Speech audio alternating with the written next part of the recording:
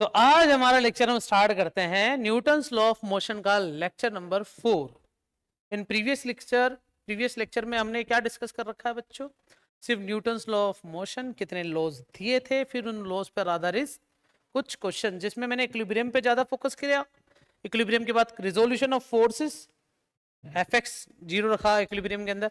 लेकिन last session में अपन ने इंपॉर्टेंट क्वेश्चन किए, किस टाइप के? पुश और पुल। पुश और पुल का टाइप चेंज करता हूं, है ना। हमने नॉर्मल रिएक्शन फोर्स भी पढ़ा था, तो देखते हैं जरा हमारे पास अगर ऐसा कभी कुछ हो जाए तो क्या होगा। कलर चेंज कर रहा हूं मैं। एक ऑब्जेक्ट है, एक दूसरा ऑब्जेक्ट है। मान लेते हैं कि इस ऑब्जेक्ट पर फोर्स लगाया कितना, F। इस पर मास कितना है, m1, और इस पर मास कितना है, m2। अभी भी कौन सा चल रहा है बच्चों? नॉर्मल रिएक्शन फोर्स ही चल रहे हैं। अभी तक नॉर्मल रिएक्शन फोर्स जो हमने पढ़े वो तो स्टेशनरी थे, mg वाले थे। अब अलग टाइप के बताऊंगा, देखना कैसे। अगर मैंने इस पे फोर्स लगाया तो क्या लगता है तुम्हें, केवल m1 आगे जाएगा या m2 भी आगे जाएगा? दोनों जाएंगे, ठीक है। m1 तेज जाएगा या m2 तेज जाएगा, ये दोनों सेम जाएंगे। हाँ, इसे कहते हैं बच्चों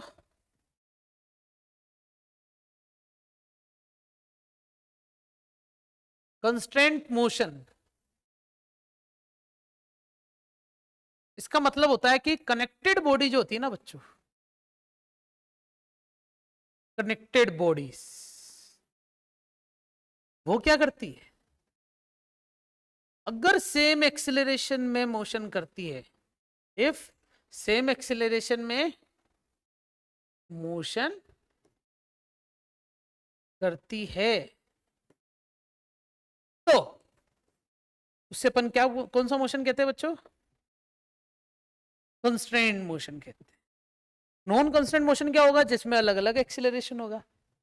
जैसे ट्रेन चल रही है, ट्रेन की बोगीज को लेके, सभी बोगीज का एक्सेलरेशन सेम होता है। कभी देखा लास्ट वाली बोगी धीरे चल रही है, आगे वाली बड़ी तेज चल रही है। और एक एक करके ट्रेन के डब्बे हटा दिए जाए तो बोगीज के, तो ट्रेन के एक्सेलरेशन में क्या फर्क पड़ेगा? कुछ नहीं पड़ेगा। मूवी देखी होगी सुपर 30, यही सवाल पूछता है ऋतिक रोशन अपने बच्चों से। तो वो कंस्टेंट मोशन ही तो है उसके पीछे का कारण। हल्का कर दो, भारी कर दो। तुमने देखा कन्वेयर बेल्ट या फिर एक्सकेलेटर या फिर लिफ्ट, लिफ्ट में अगर भारी लोग चढ़ जाए तो लिफ्ट की स्पीड में कोई कमी या बढ़ोतरी होती है क्या? नहीं, कंस्टेंट मोशन। एक्सेलरेशन को सेम रखने का प्रयास किया जाता है। अब सुनो, एक्सेलरेशन सेम होगा मतलब इसका भी एक्सेलरेशन ए है और इसका भी एक्सेलरेशन क्या है? तो सबसे पहले एफ बराबर क्या होता है, एम है। मैं ये किसके लिए लगा रहा हूं इक्वेशन? मैं पूरी बॉडी के लिए लगा रहा हूं। तो बताओ एम बराबर क्या हो जाएगा? तो बताओ फोर्स बराबर क्या आ जाएगा? इनटू में एक्सेलरेशन। तो एक्सेलरेशन अभी भी क्या मिला? इसे पता क्या बोलते हैं? Force upon total mass. क्या बोलते हैं बच्चों? फोर्स अपॉन में टोटल मास। लेकिन हमसे सवाल क्या पूछा जाएगा कि दोनों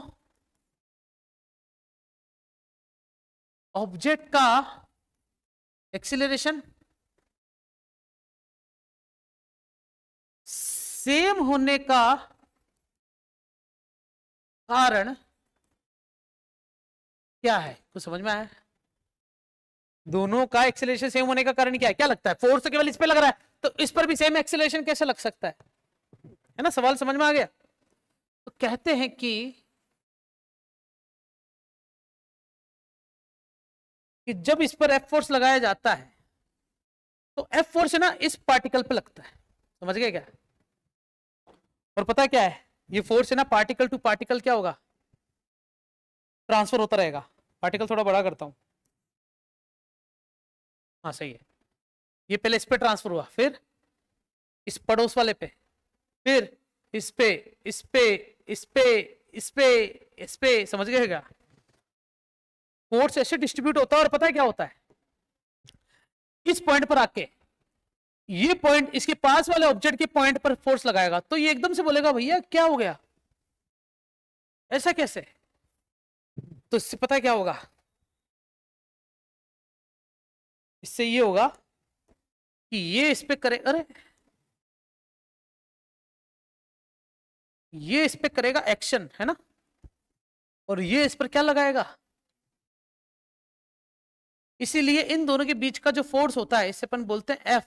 एफ मतलब नॉर्मल रिएक्शन फोर्स। ये नॉर्मल रिएक्शन फोर्स जो है ना, उस वजह से ही आगे जाता है। इसका मतलब बताओ, अगर ये एफ 100 न्यूटन का होता तो इस पे भी 100 न्यूटन लग रहा है या 100 से थोड़ा कम लग रहा है, क्या लगता है?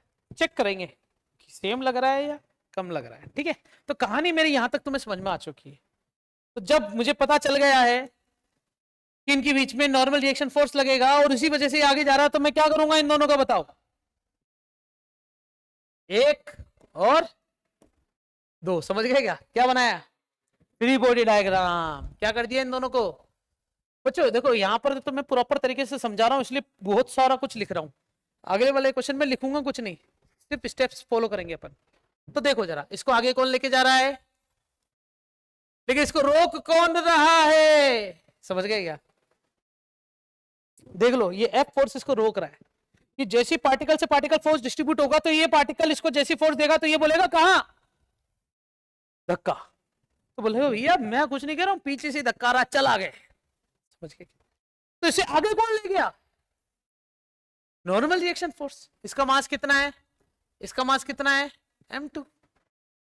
दोनों पे इक्वेशन लगाते हैं, F is equal to ma।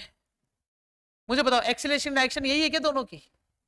तो मैंने तुम्हें पहले ही बता दिया, जिस डायरेक्शन में एक्सीलरेशन उस डायरेक्शन के फोर्स को पॉजिटिव, बाकी सबको। बताओ किसको पॉजिटिव रखेंगे, F को या इसको? F को माइनस बराबर m1a। इसकी इक्वेशन लिखाओ, इसकी वजह से आगे जा रहा है। F is equal to m2a। आ गया क्या समझ में? क्योंकि एक ही फोर्स लग रहा है, F स्मॉल वाला। ठीक है, मुझे ये क्या मिला, मुझे नॉर्मल रिएक्शन फोर्स मिल चुका बच्चों। अब तुम इस नॉर्मल रिएक्शन फोर्स की वैल्यू यहां रख दो। मेरे पास स्पेस नहीं है, नहीं तो मैं रख देता, रख ही देता हूं बच्चों। अगर रखता हूं तो F माइनस क्या मिल रहा है, m2g बराबर, तो बताओ F बराबर क्या हो जाएगा? ये g कैसे हो गया, यही है ना, m1a प्लस, बताओ F इज इक्वल टू क्या हो जाएगा? बच्चों ये वाला फॉर्मूला मैं पहले ही लिख चुका, सही है कि नहीं? यही आ गया फॉर्मूला पूरा वापस। तुमने देखा ये जो नॉर्मल रिएक्शन फोर्स है ना, ये केवल किसको आगे खसका रहा था, इसलिए इसके अंदर भी कौन आया केवल, अगर और किसी को खसकाता तो। अब ये F किसको खसका रहा बताओ, m1 को या m2 को? दोनों को, इसलिए इसमें दोनों आए, इसमें केवल m2 आया। आ गया समझ? केवल m1 तो किसी में नहीं आएगा। अच्छी बात है। तो इसको पूरा एक बार अच्छे से घूर लो, देख लो अच्छे ढंग से, तो इसके बाद थोड़ा मजा आने वाला तुमको। रेडी? देखो जरा, ये ऑब्जेक्ट है, एक और ऑब्जेक्ट है, कितने केजी का है, ये कितने केजी का है, फोर्स कितने का लग रहा है? हमसे पूछ क्या क्या सकता है, एक्सीलरेशन और, ऐसे लिखेगा, नॉर्मल रिएक्शन फोर्स बिटवीन किस किस के, 15 केजी एंड 5 केजी। तो तुम इसके फोर्स को क्या नाम दे दोगे, F। बताओ पहले एक्सीलरेशन निकाल दो, तो क्या होता है, F is equal to ma। तो टोटल फोर्स कितना है बताओ, 100, मास कितना है 15 प्लस 5, एक्सीलरेशन a, तो 100 बराबर 20a। तो 20 का डिवाइड कर दूं 100 में, तो कितना आ जाएगा, 5 मीटर पर। बहुत बढ़िया, 4 कैसे बोल दिया तूने गलती से, खतरनाक गलतियां करता तू। मुझे चाहिए क्या, नॉर्मल रिएक्शन फोर्स। तो इसके लिए क्या करना पड़ेगा बच्चे बताओ ना, एक इसका फ्री बॉडी डायग्राम और एक इसका, हालांकि दोनों एक साथ होने चाहिए इसे। चलेगा। बताओ इसको आगे कौन ले जा रहा है? 100 न्यूटन। रोक कौन रहा है? आगे कौन ले जा रहा है? एफ। ये कौन 15, ये कौन 5। तुम्हें ये चाहिए तो केवल इस पे इक्वेशन लगाना सही रहेगा, या इस पे भी लगाओ? इसी पे लगा देता हूं। तो आंसर क्या आएगा हमारे पास? 5 इज इक्वल टू, नहीं नहीं नहीं नहीं, small F is equal to 5 into A की वैल्यू कितनी है? 5 आ गई थी, कितनी है? 25 न्यूटन। तो बताओ इससे क्या समझ में आया कि 100 न्यूटन का फोर्स जो है वो केवल इस ऑब्जेक्ट पे कितने न्यूटन का लगा रहा है? सेम नहीं लगाएगा, है ना? मैंने सवाल तुमसे पूछा था तो मैंने बोला था कि दोनों ऑब्जेक्ट पर सेम फोर्स लग रहा है अलग अलग, तो तुमने कहा कि सेम। मैंने कहा भी रुक जाते देख लेते हैं कि सेम लगे या अलग अलग। तो पता चल गया 100 में से 25 तो इस पर चला गया, 75 किसके पास जाएगा? M1 के पास। हिडन फोर्स कहलाता है इसे। बिना कैलकुलेशन किए अनुमान लगाया जाता है कि 25 इसके पास गया तो 100 का बाकी पार्ट तो यही ले गया होगा। अच्छा लगा। अब मैं क्या करने वाला हूं देखना। केस दूसरा, 1 2 और 3। समझ गए क्या? क्या करने वाला? इसका मास कितना है? M1। इसका मास, इस पर फोर्स कितना लग रहा है बच्चों? तो एक्सेलरेशन पहले बताओ क्या हो जाएगा? फोर्स अपॉन टोटल मास, हाँ या ना? ये तो मैंने डायरेक्ट निकाल दिया। अब नॉर्मल रिएक्शन फॉर इन दोनों के बीच को क्या बोल देता हूँ? F1। और इन दोनों के बीच को क्या बोल देता हूँ? अब बताओ इन सबका क्या करेंगे अपन? 1 2 फिर 3। बताओ ये किसकी वजह से आगे जा रहा था? रोका किसकी वजह से गया? आगे कौन गया? रोका किसने? आगे कौन गया? आ गया समझ में? बहुत बढ़िया। इनके मास कितने हैं बच्चों हमारे पास? M1 है, इसका मास M2 है, इसका मास। इक्वेशन सब में लगाओ। F इज इक्वल टू, इसकी F इज इक्वल टू, इसकी भी F is equal to M है। बताओ कौन कौन सा फोर्स पॉजिटिव होगा? F माइनस F1 बराबर, किस किस को समझ में आया? इसकी बताओ, बोलो बोलो ना यार, बोलो। इसकी बताओ। हाँ, इक्वेशन नंबर, इस F2 को उठा के यहां रख दो तो क्या मिल जाएगा बताओ? सही है ना? F2 की वैल्यू रख दो इधर, या फिर एक काम करो ना, ऐसे भी लिख सकते हैं, प्लस का F2 बराबर क्या है? M3 है, तो ये से कट गया क्या? तो F1 बराबर क्या आ जाएगा? M2 प्लस, इससे क्या सीखने को मिला? कि जो F2 है ना वो केवल किसको खींच रहा है, किसको धकेल रहा है? M3 को। लेकिन F1 जो है वो M2 और दोनों को धकेल रहा है। तो जब न्यूमेरिकल आएंगे तब ऐसे डेरिवेशन करने की जरूरत पड़ेगी क्या तुम्हें? पक्का? तो क्या तुम ऐसा लिख सकते हो? 1 2 3 4 5 6, चलता रहेगा मामला। इसका मास कितना है?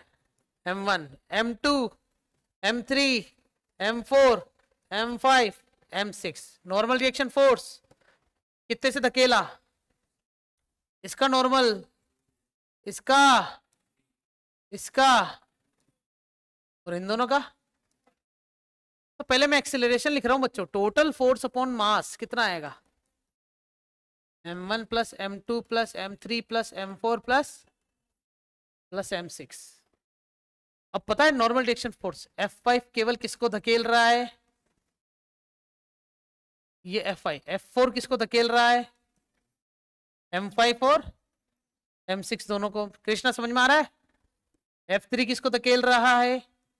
M4 भी है, M5 भी है, M6 भी है, बोलो हाँ। F2 किसको धकेल रहा है? M3 M4 M5 M6 into ए। और F1 किसको धकेल रहा है? M2 M3 M4 M5 M6 into में ए। अच्छा लगा? तो इसी के साथ एक क्वेश्चन और ले रहा हूं बच्चों में ना, तैयार हो? बताओ क्या कर रहा हूं मैं?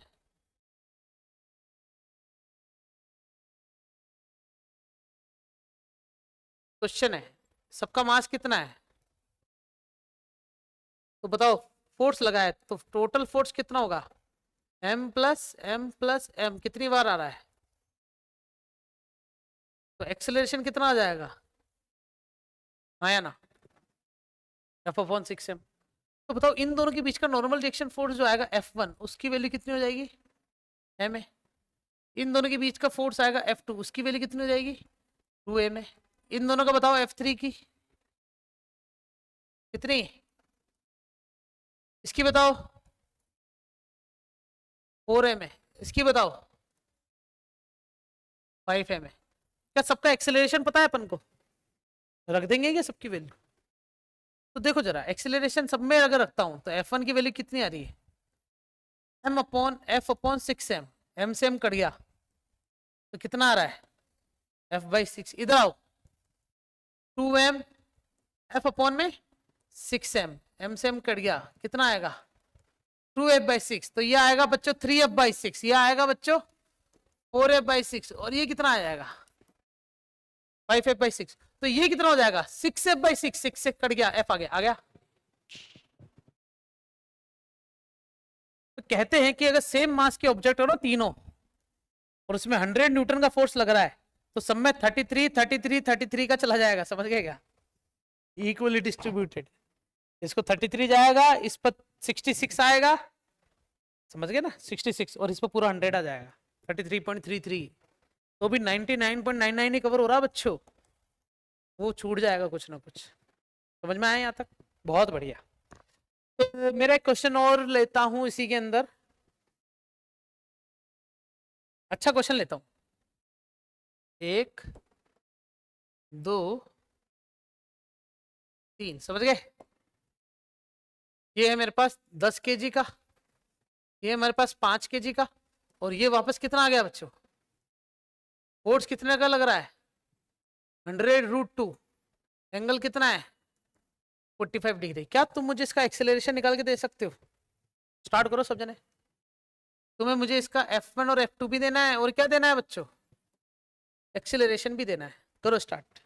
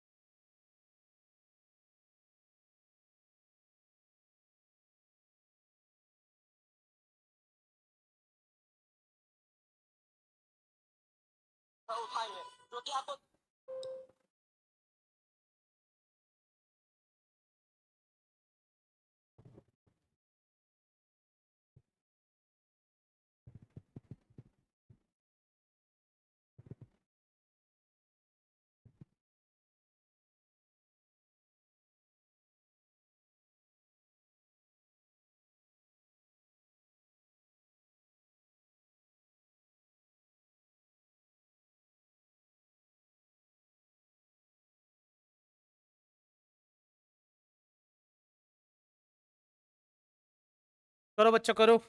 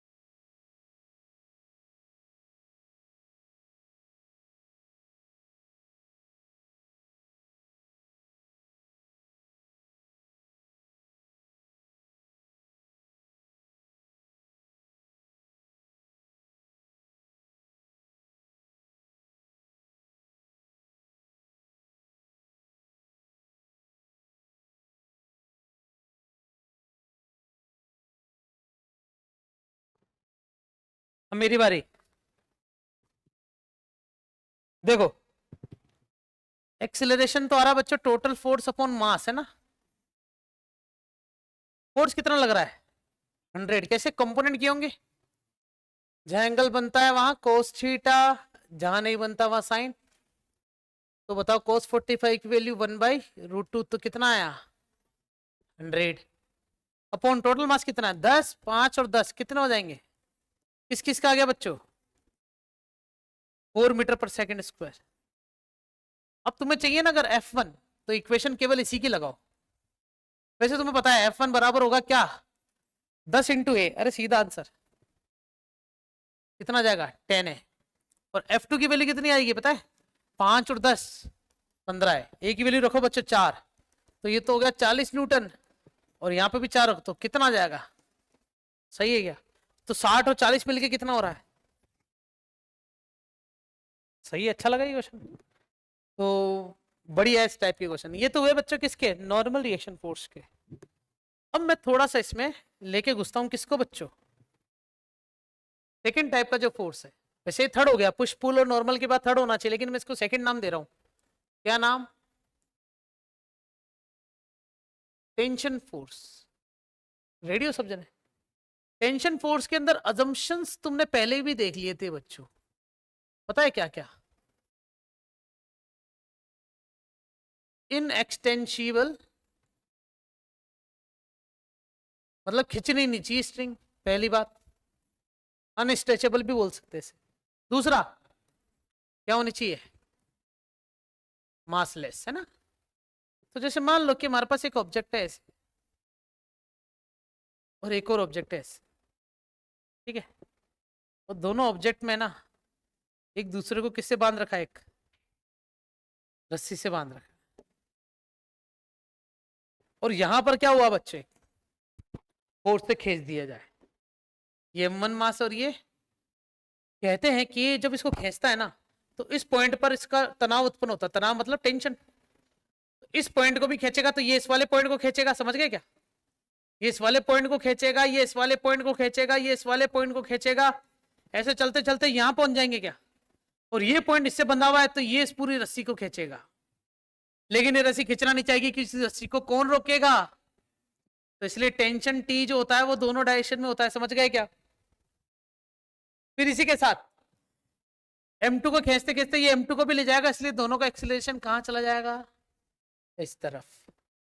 देखा जाए तो इसमें भी F बराबर ma के हिसाब से फोर्स उतना ही लग रहा है, मास कितना है टोटल। तो एक्सीलरेशन अभी भी कितना आएगा, हजम हो रही है बात, M1 + M2। अगर एक्सीलरेशन आ गया तो मुझे चाहिए क्या एक्चुअली में टेंशन फोर्स। तो इसके लिए क्या करना पड़ेगा बताओ बच्चों, 1 और 2। ये कौन है M1, ये कौन है मुझे बताओ। इसको आगे कौन खींच रहा है F, रोक कौन रहा है, इसको आगे कौन खींच रहा है, रोक कौन रहा है, कोई नहीं। इक्वेशन बनाते हैं बच्चों, F बराबर ma, सबकी डायरेक्शन तो पता है ना एक्सेलरेशन की, इधर इसकी भी इधर। तो जिस डायरेक्शन में एक्सेलरेशन उस फोर्स को पॉजिटिव। तो बताओ कौन पॉजिटिव, F माइनस टी बराबर मास कितना है, इधर आओ इसकी भी इक्वेशन लिखो। तो T बराबर क्या हो जाएगा, क्या समझ में आया इस लाइन से कि टेंशन केवल किस पर लग रही है, उसी को रोक। ये टेंशन तो यहाँ रोक रही है, इसको M2 को खींचने का काम कर रही है। समझ में आया नहीं आया बच्चों। एक चीज और समझाऊं मैं तुम्हें, देखो अगर ये क्वेश्चन ऐसा होता,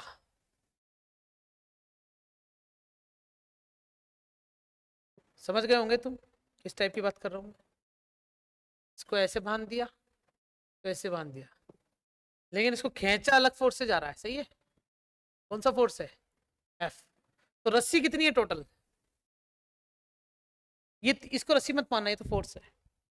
2 रस्सी तो उतनी टेंशन, तो यहाँ की टेंशन को बोल देता हूँ T2 और यहाँ की टेंशन को क्या बोल देता हूँ, ये मास कितना है बच्चों, समझ में आ गया, बहुत बढ़िया। तो क्या मैं डायरेक्ट लिख दूं कि बच्चों T2 की वैल्यू जो आएगी वो M3A आएगी, T2 की वैल्यू। और जो T1 की वैल्यू आएगी वो क्या आएगी M2 + m3 है, और जो फोर्स की वैल्यू आएगी उसमें m1 plus m2 plus m3 ये तीनों आएगा, जिससे क्या मिल जाएगा मुझे बच्चों? हमेशा एक्सीलरेशन मिल जाएगा। समझ में आया कि नहीं? मैंने इसमें फ्री बॉडी डायग्राम या क्या कहते हैं किसी प्रकार का वो इक्वेशन नहीं लगाई, डायरेक्ट आंसर लिखा, चलेगा? ये एग्जाम स्कूल में आता तो तुम्हें फ्री बॉडी डायग्राम बना के इक्वेशन लिखनी पड़ती है, नहीं तो अपन डायरेक्ट कर सकते हैं। तो देना पड़ेगा तुम्हारा टेस्ट पेपर, एक क्वेश्चन है इनके टेस्ट पेपर में। इधर से आना थोड़ा, ठीक है? तो क्वेश्चन पे मेरी नजर चली गई थी बच्चों। ऐसा लिखा हुआ है कि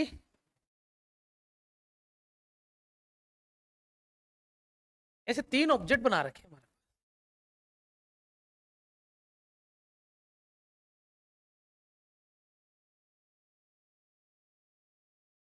तो तीनों ऑब्जेक्ट को क्या कर रखा है? रस्सी से बांध रखा है, जिसमें ये कितने का है? 2 kg का, ये कितने का है? 3 kg का, और ये कितने का है? 5 kg का। और इस पर फोर्स लग रहा है कितने न्यूटन का? 10 न्यूटन का। तो you have to find T1 tension and, तो ऐसे बोला गया है कि T1 इनमें से कौन सा होगा? 1, 5, 8, 10, 4 ऑप्शन है। तो क्या एक्सेलरेशन निकाल लूं पहले? टोटल फोर्स अपन मास 2, 3, 5 कितना हो गया? 10। फोर्स भी कितना है? 10। 10 से 10 कट गया, कितना आ गया? ये तो एक्सेलरेशन मिला। लेकिन T2 की वैल्यू, T2 केवल किसको खींच रहा है? 5 को। 5 है मतलब 5। और T1 किसको खींच रहा है? 3 और 5, 8 को खींच रहा है, इंटू 1 कितना आ गया? एमसीक्यू के हिसाब से तो डायरेक्ट आंसर हो गया, ले जा वापस। एमसीक्यू के हिसाब से तो तूने ये लगाया या नहीं? गलती हो गई, ठीक है, क्योंकि अपन ने टॉपिक ही आज पढ़ा है। स्कूल वाले आगे चल रहे हैं अपन से, थैंक यू बोलना स्कूल वालों को। तो ये तरीका समझ में आया क्या बच्चों? डायरेक्ट कर सकते हो क्योंकि एमसीक्यू था। यही क्वेश्चन अगर एग्जाम में आता 2 नंबर में तो तुम्हें पूरा फ्री बॉडी डायग्राम बना के लिख के दिखाना पड़ता। सही है ना? ठीक है, टेंशन फोर्स का एक क्वेश्चन ये भी बना सकता हूं मैं।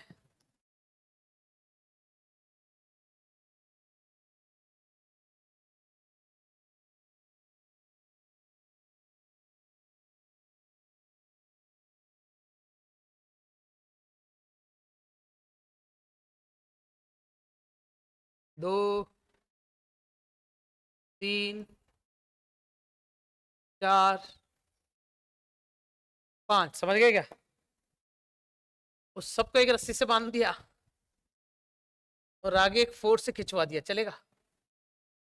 और सबका मास लिख दो बच्चों, M M M M M. तो एक्सेलरेशन तो तुम्हें पता चल गया, फोर्स अपॉन 1, 2, 3, 4। टेंशन बनाते बच्चों, इसकी टेंशन को नाम दे देता हूँ T1। तो T1 केवल किसको खींच रहा है? 1 को। T2 कितनों को खींच रहा है? 2 जनों को। T3 कितनों को खींच रहा है? 3 जनों को। और T4 कितने को खींच रहा है? 4 जनों को। और बताओ ये T5 मतलब फोर्स कितनों को खींच रहा है? पूरे 5 जनों को। आगे समझ में? 5 एम है ना, इसलिए ए की वैल्यू आ गई। सब में ए रख दो, एफ अपॉन में 5m, तो आंसर कितना आएगा? f/5। तो इसका आंसर कितना आना चाहिए? इसका आंसर 3f/5, और इसका आंसर 5f/5। क्या आएगा? ये टेंशन T1 है, ये टेंशन T2 है, ये टेंशन T3 है, ये टेंशन T4 है, और ये टेंशन नहीं है, कौन है? फोर्स है। तरीका समझ में आ रहा है? मॉड्यूल्स में से ये क्वेश्चन एमसीक्यूज देखते ही लगाने, अपन को ध्यान रखना, ठीक है ना? छूटने नहीं चाहिए। ये टेंशन वाले क्वेश्चन और एक नॉर्मल रिएक्शन के, ठीक है ना? तो ये हुई हमारी यहाँ पर टेंशन फोर्स की हॉरिजॉन्टल वाली कहानी खत्म। थोड़ा इसमें क्वेश्चन करवाऊं एक बढ़िया क्वेश्चन। कहता है कि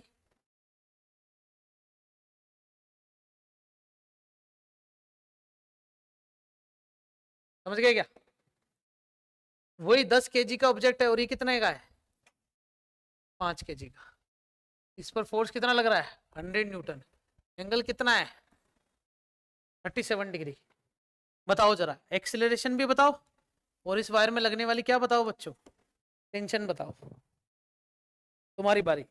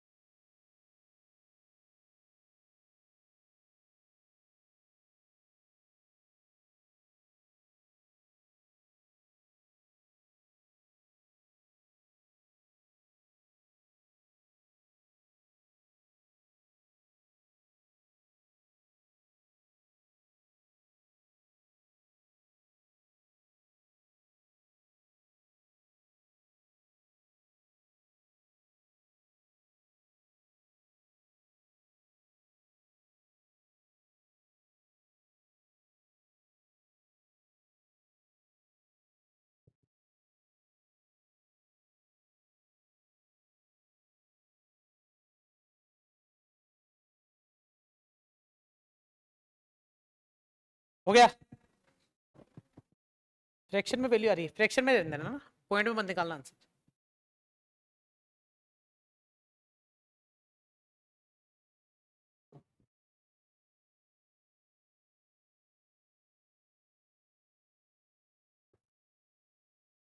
रेडी?